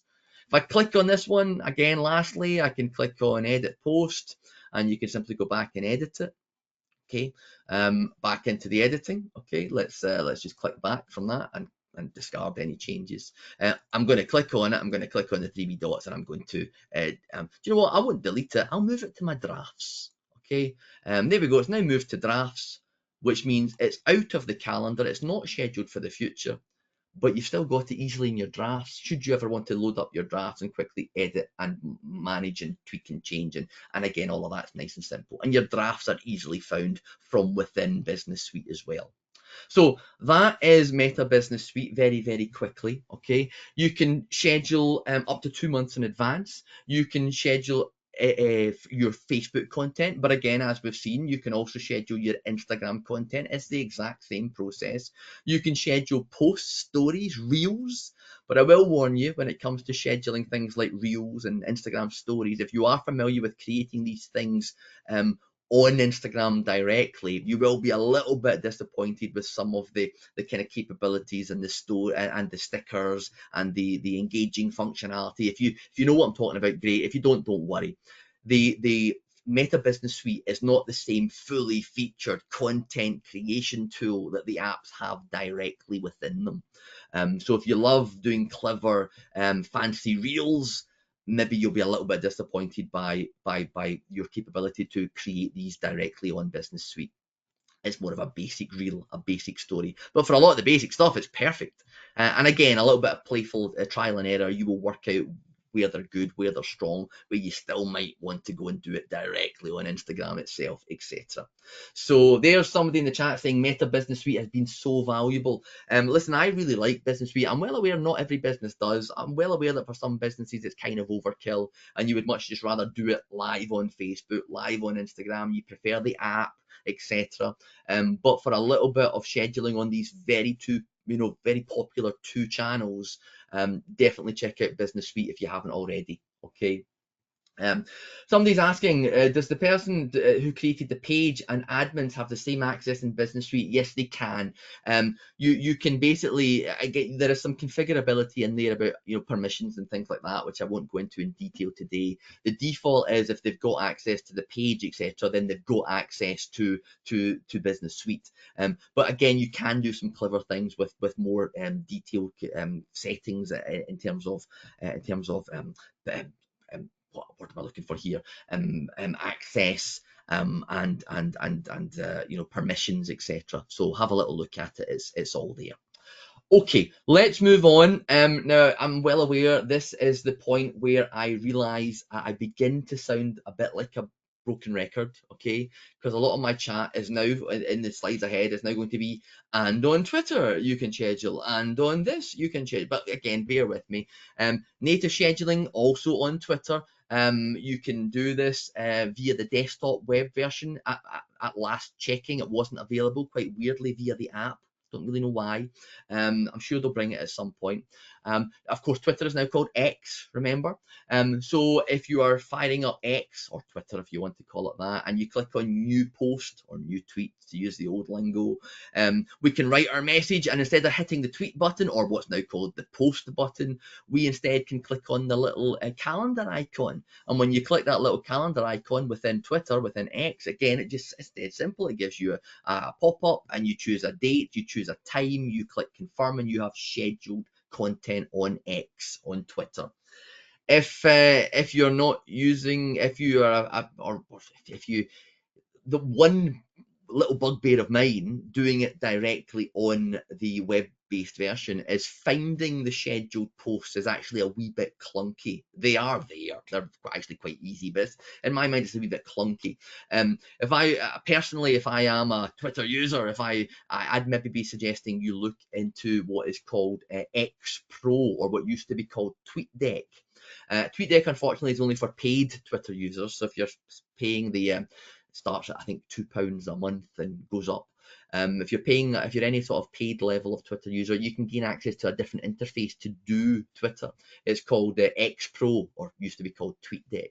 And TweetDeck is a really nice management tool for Twitter. And one of the main things is it's very easy to schedule from here.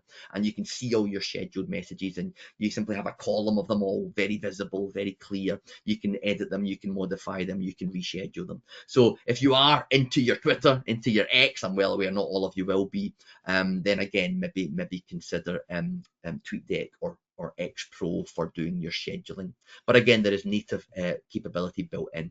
Equally, here comes the broken record part again, there is native capability on Pinterest. If you're a Pinterest user, and you like adding content to this particular platform, again, the content doesn't need to go live there and then. As you post it, you can schedule it from later on. You simply pick the publish at a later date option, and you choose when it goes live. Now, when is the best time to pin? A lot of people say it doesn't really matter. Okay.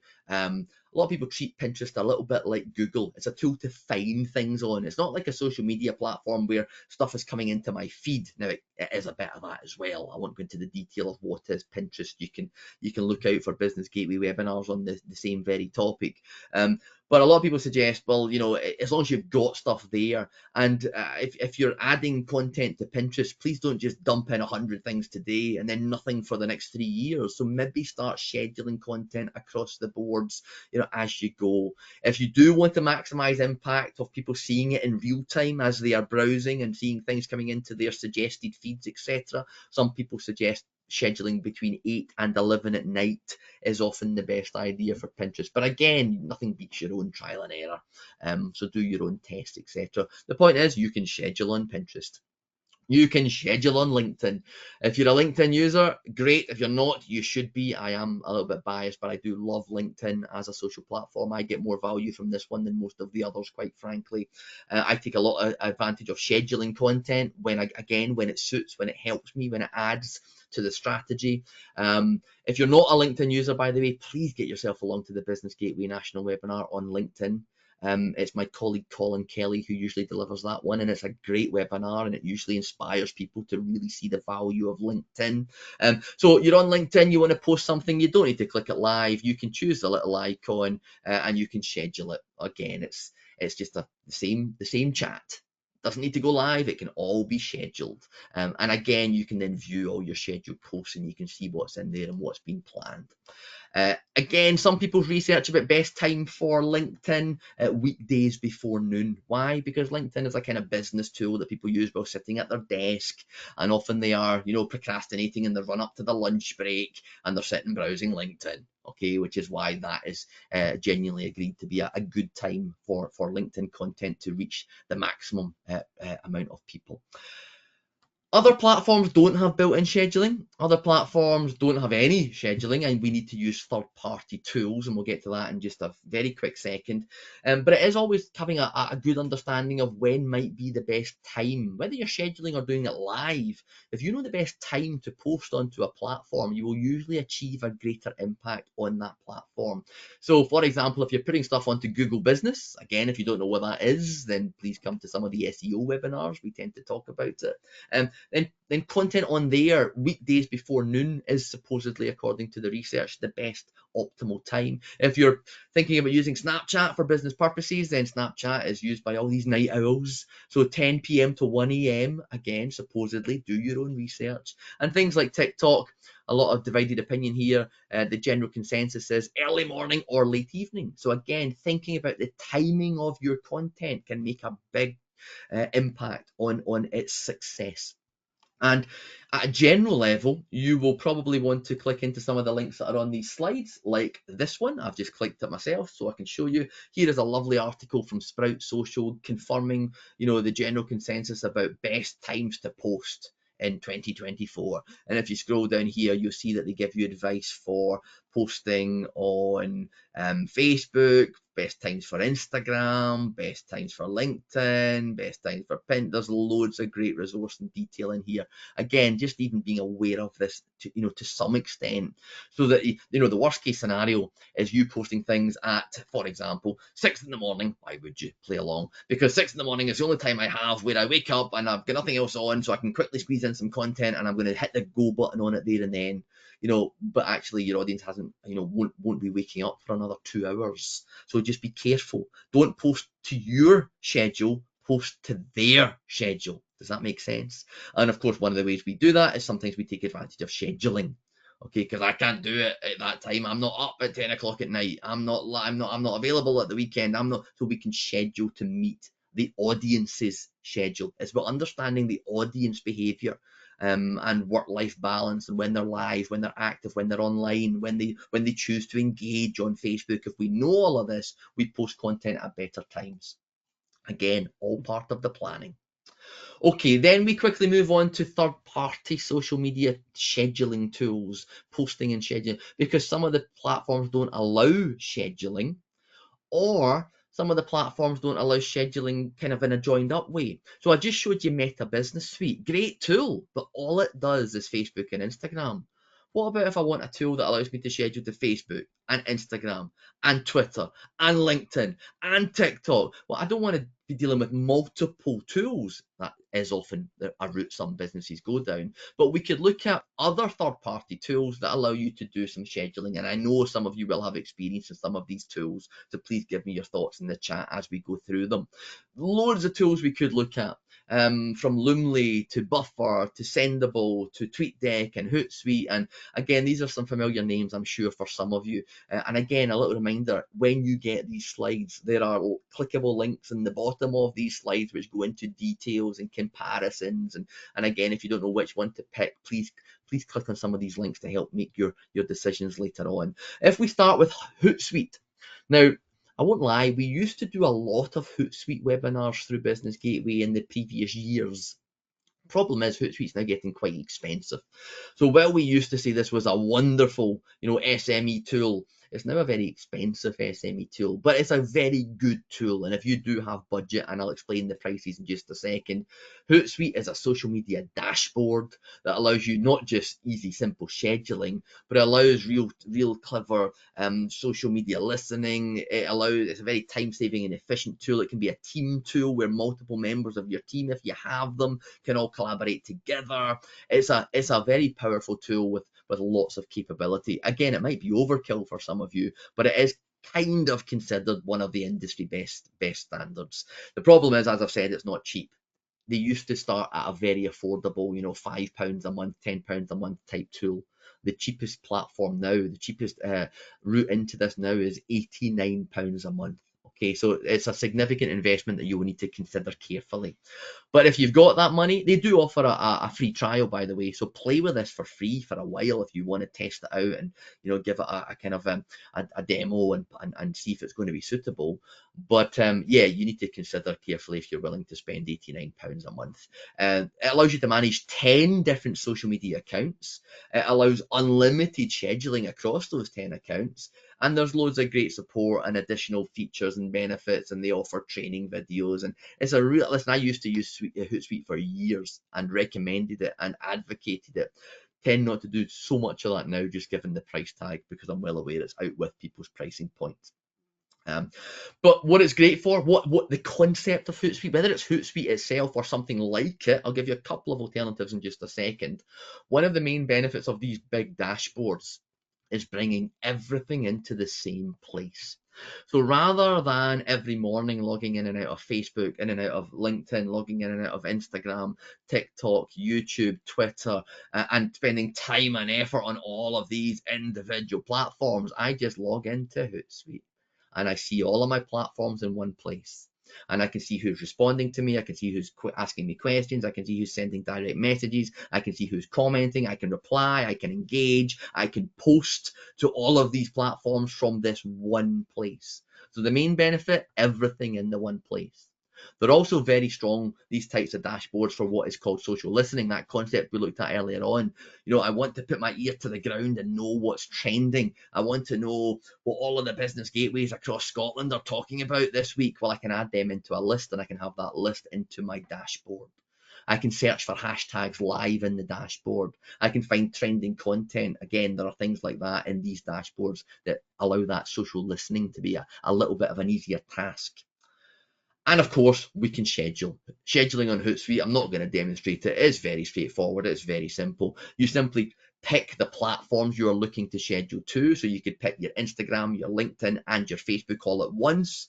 You can add in your text. You can add in your image. You can modify the content accordingly, like I showed you earlier on Business Suite. And we can click the schedule for later, and out goes the content into your planner, into your Hootsuite diary, your content calendar. And again, that gives you that outlook, that visibility. You can look ahead, you can see what's been scheduled across all of your social platforms if you happen to be doing a lot of them. And that's where dashboards really come into their own. These powerful dashboards for multiple platform management. Again, if you're managing lots of things, you might look into these tools. If you're only managing one or two, maybe they're overkill. That's your decision. There are plenty of Hootsuite alternatives. Okay, Sprout Social is used by an awful lot of the big agencies managing social media on other people's behalf. Listen, if you thought Hootsuite was too expensive, you'll hate Sprout Social. It's even more expensive. Okay, it's roughly £160 a month. They do offer a free trial. Again, it's probably overkill for all of you unless you're running your own marketing agency. Things like Agora Pulse, a little bit cheaper, actually have a free version that you can manage 3 profiles. I know a lot of people who use Agora Pulse and they swear by it. They say it's like Hootsuite with lots of clever capability, but it's nowhere near the price. And even if I want or need more than 3 profiles managed, it's only $50 a month, not $80 a month. So again, it's significantly cheaper. 10 profiles, social listening, CRM tools built in. It's a powerful platform. Another one which is getting a lot of attention right now is Social Pilot. They claim that since Hootsuite massively increased their prices, they claim that they have pinched 7,000 Hootsuite users, have switched over to them, have jumped to them. Again, I know a good few small businesses using Social Pilot. They tend to say that it's a very positive experience. Again, it comes with a price tag, but a lot cheaper. Still worth considering. It's still £22 a month, so it's still not pennies, but it's a good, strong dashboard type tool for managing all of your social content. So maybe take a little look at Social Pilot. What a lot of us are looking for is something simpler and usually something cheaper. If we are just going back to this concept of scheduling, if we don't need a big dashboard, if we don't need all the clever, I never need to log into these other tools again. I can just do it all from my dashboard, all my social listening, all my analytics, all my engagement. If we don't need that, which the dashboards will give you, if we just need this, I want to be better at scheduling, then there are plenty simpler and cheaper tools on the market like Buffer and Later and Sendable and Loomly and even Canva. Okay, often Business Gateway will run sessions which mention Canva. Canva is a lovely tool. I'm sure most of you know about it for creating content. You can create your Instagram posts and your Facebook images, and Canva can also schedule that content to the platform. So if you're already a paid for user of Canva, it's the paid side of Canva, it's not the free side. If you're already a paid side of Canva, maybe you don't need anything else. Canva can do that scheduling directly for you. If you're not a paid user of Canva or you don't like it for whatever reason, you might want to look at some of the other popular tools. Tools like Buffer. Okay, Buffer, really simple. Again, you create yourself an account. I'll talk about prices just in a second. You add in all your social media platforms. So you add in your Instagram, your Facebook, your TikTok, your LinkedIn, etc. And you can literally drop a piece of content by dragging and dropping or sharing a link or typing it manually from scratch into Buffer. You can do an awful lot of simple, easy sharing to your different platforms. And one of Buffer's main selling points is you can override this, of course, but they'll choose the best time for it to go live. You just stick it into the buffer, hence the name, and it releases it at the perfect time that it thinks is going to work best for you. A lot of small businesses are really liking Buffer. If there's any Buffer users on the webinar, please identify yourself and tell me what you think, because again, I know a lot of small businesses who love this and have been using it for years. Okay, very clever, simple but powerful tool. You can use Buffer for free.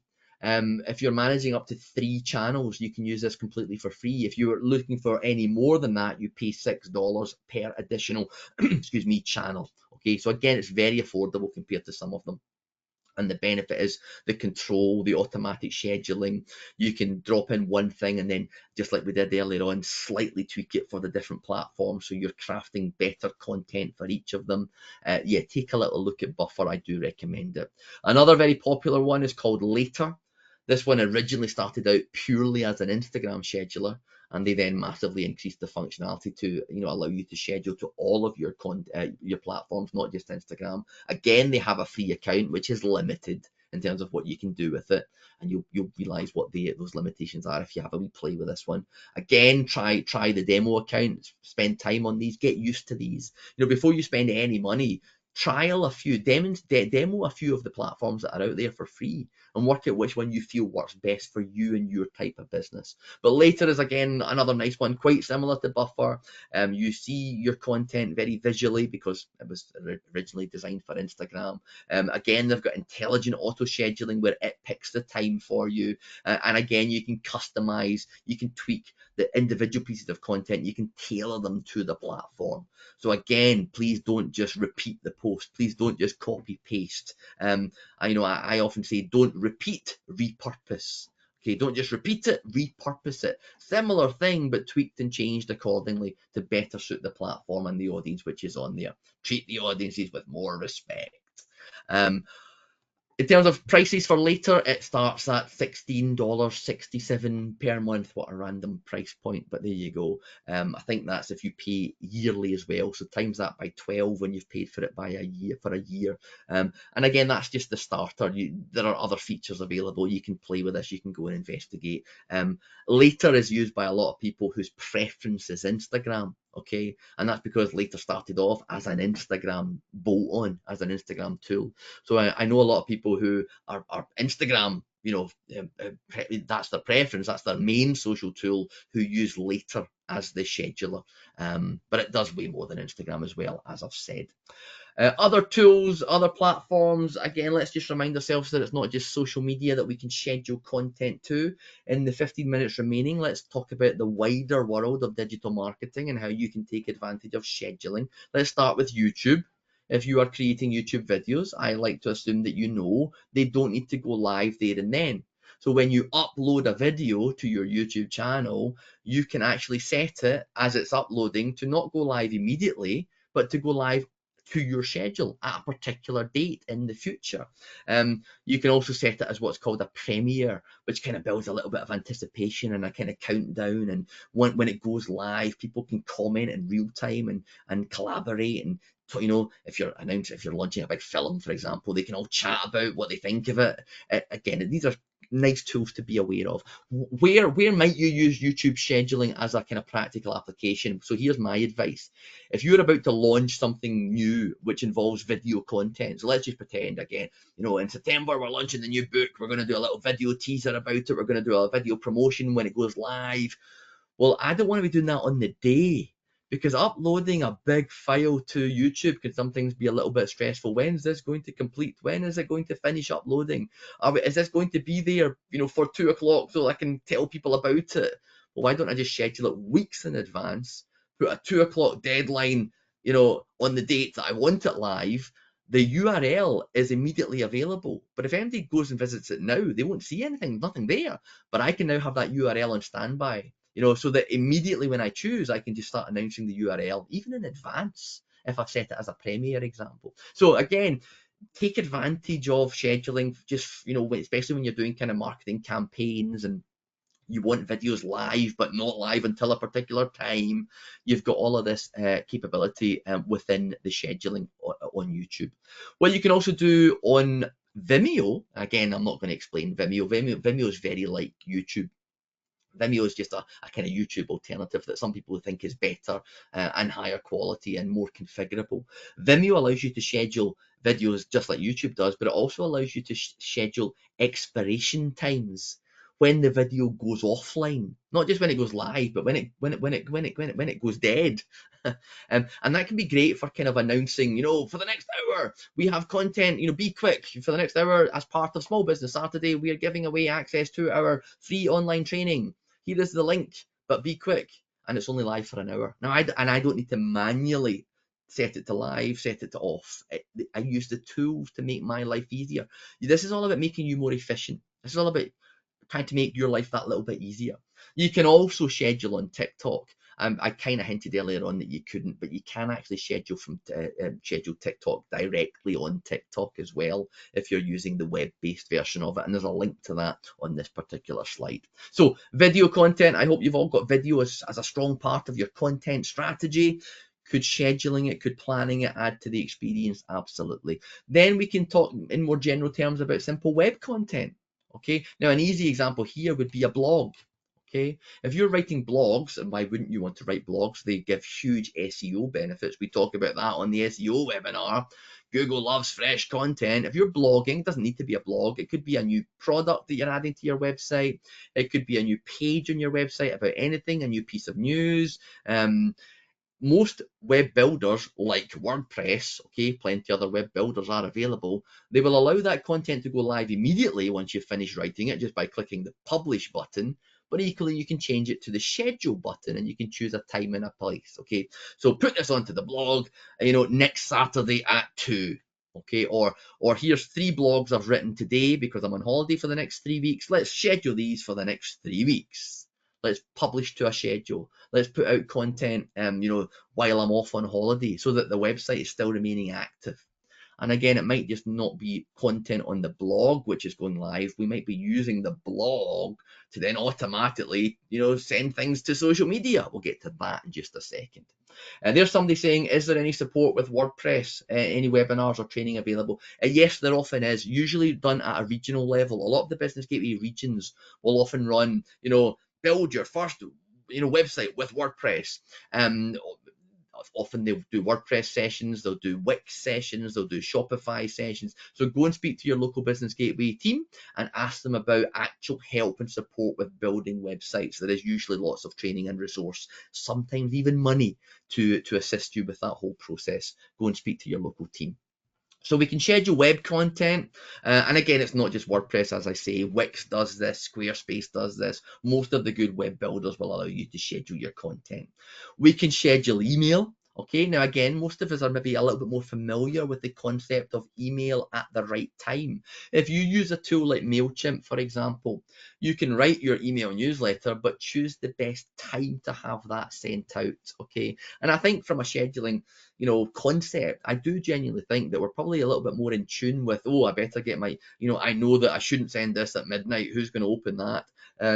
I shouldn't send this first thing on a Monday morning because some people's inboxes are deluged with other things. So the timing on your email campaigns can make a huge difference to it. So again, using something like MailChimp, the paid for version of MailChimp will give you optimized suggested timings. The free version, it doesn't give you that, but you can work out, well, I can look at my previous mails, I can see when, which ones got opened the most. Are there any patterns and trends in terms of timings, or even do I just base it on general worldwide research? Again, there are links on these slides which basically tell you when's the best time for you and your industry to send your email. So optimize your email campaigns. Again, if you're using something like a good email system like a MailChimp or a Constant Contact, or any of these types of tools. You can also start to get clever with automation. I can also send out emails through MailChimp that are actually just copies of my blog. So remember I just said to you a minute ago, I schedule a few blogs, they go live over the next few weeks. What can also happen is my MailChimp can go and say, oh, you've written a blog.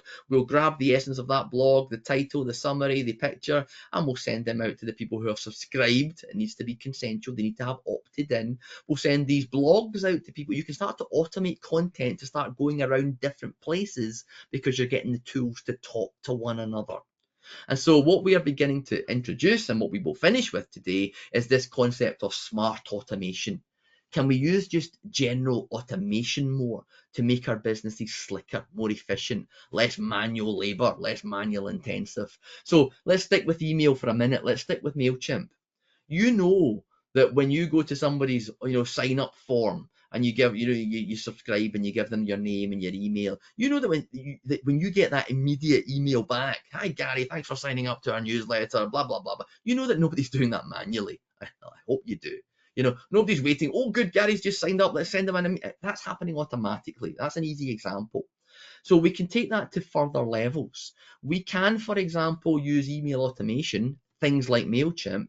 If somebody's browsing your website and they're adding things to the shopping cart, if they add a few things but they don't check out, commonly what's called shopping cart abandonment, okay, that person can get emailed later on that day. Hey Gary, we noticed you added a few products into your basket, but you didn't check out. Is there anything we can help you with? Or would you like a 5% discount? Because that might get you over the line for whatever reason you didn't buy, but you're now going to buy. So again, this can all be done through clever email automation. Again, without lifting a manual finger. It's all just set up and running in the background for you. Equally simple things to better maybe engage an audience, to show a little bit of care.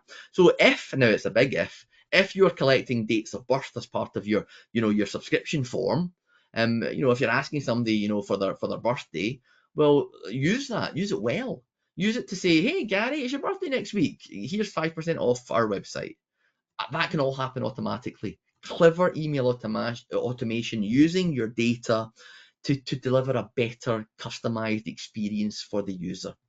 And you didn't really need to do anything. You had to set it all up, yes, but it's fairly easy, and it's now just running in the background. These things are all just clever, smart automation. And there's so much you could do.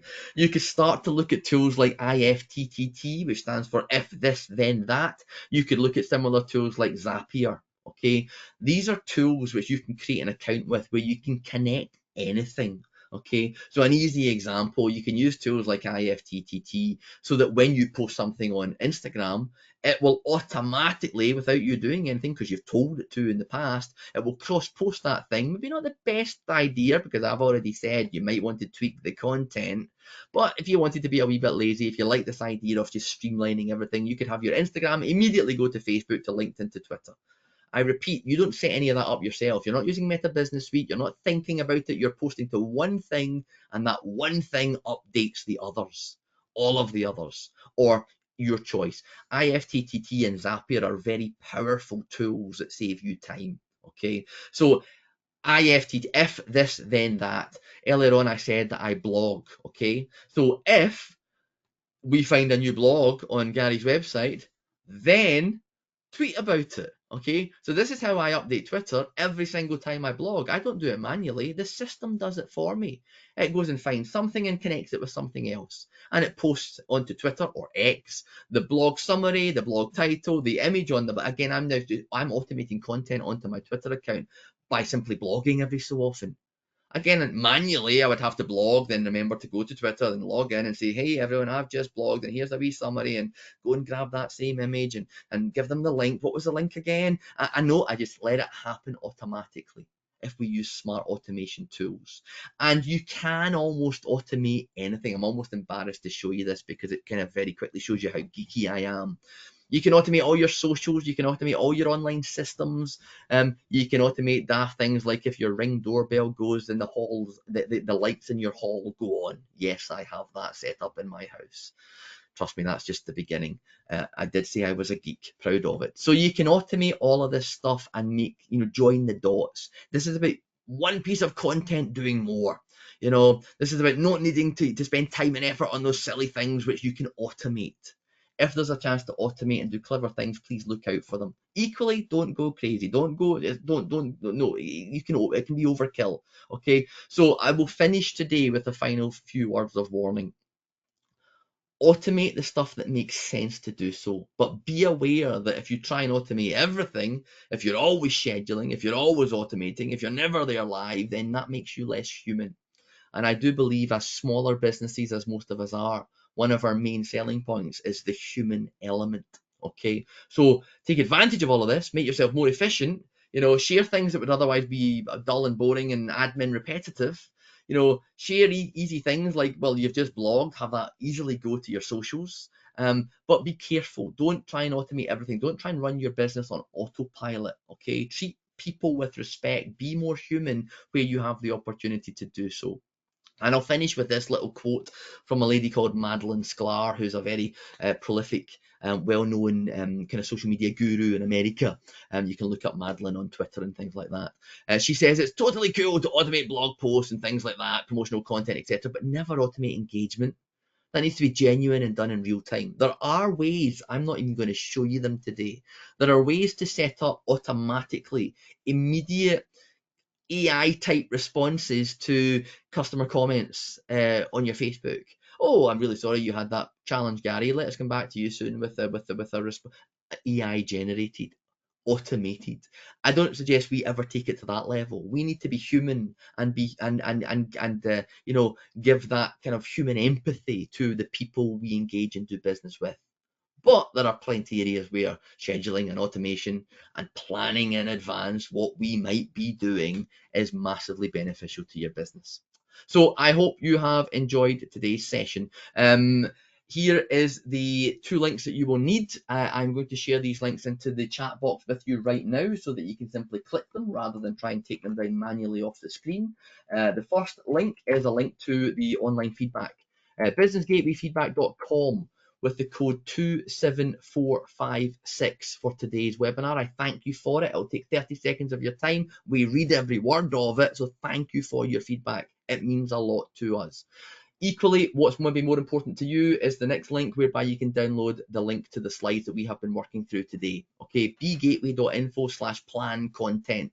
That will allow you to download a copy of the slides in PDF format. It'll take you to a Dropbox. You don't need to be a Dropbox user. You just click the little download icon and you download the PDF to your computer. Other than that, we are done. Thank you very much for attending today. I'm going to hang back and see if you have any further questions. I'm going to stop the recording, and if you've been watching this back as a video repeat, which you shouldn't have been, thank you very much for doing so. Take care, everyone.